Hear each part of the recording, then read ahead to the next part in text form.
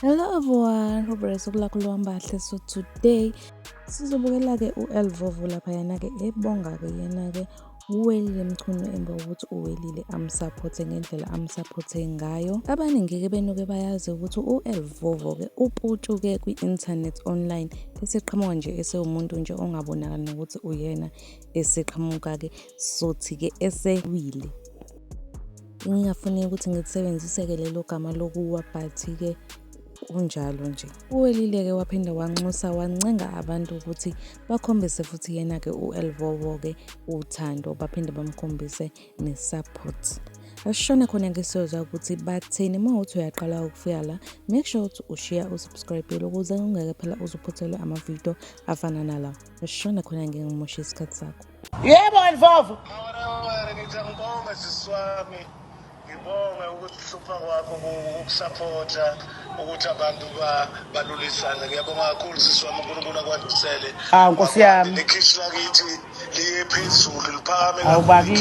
Awubakithi Tirango. Ngicela wonke iSouth Africa ize ekhishini lakithi izothenga, ngiyacela. Nkosi yami. Ngibonga kakhulu i-support yakho. Ngingakaze ngikwenzele lutho sisi, but uyinikile empilweni wathi uyacela ukuthi bangisapothe. Ngiyabonga kakhulu mawelewele. Mfethu ngiyabonga kakhulu makhulu lawo magama. Yabo ukuthi uthe inkosi ikubusise. Hayi sengicebile. Uyabona-ke Elvovo-ke. Fanele-ke ngomhla ka9 uzwile ukuthi kunephathi enkulu lapha ngomhla ka9 zekhala eMtuba. Ngomhla ka9 bani manje ngizwile kuthiwa ibirthday yakho. Nasekufanele ukuthi Elvovo-ke uzwe lapho uzocula. Usayikhumbula ingoma oyicula? Udlala ikhasethi phela. Nafanele Elvovo ngiyangimema-ke manje nawe manje. Ngiyaqasha-ke manje Elvovo woza ngomhla ka9.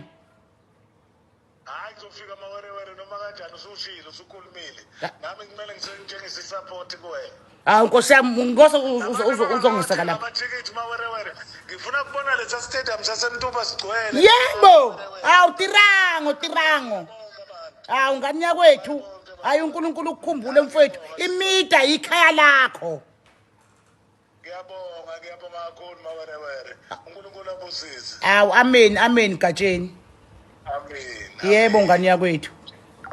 Okay, wona mzuleke uwelile-ke encenga yena-ke u-Elvovo ukuthi abuyele azowuphefoma futhi ngoba iyona nje impilo nkosi yami leyo ayaziyo, akaqhubeka angalahli ithawula. But comment down below na umbono wakho ukuthi wena uyibona kanjani lento. But sivala lana-ke ividiyo namhlanje sithi ungqi. I really hope you enjoyed ividiyo namhlanje. If you enjoyed, make sure to smash the like button, uphinde usmash the subscribe button, and mina-ke will see you in the next video. Bye.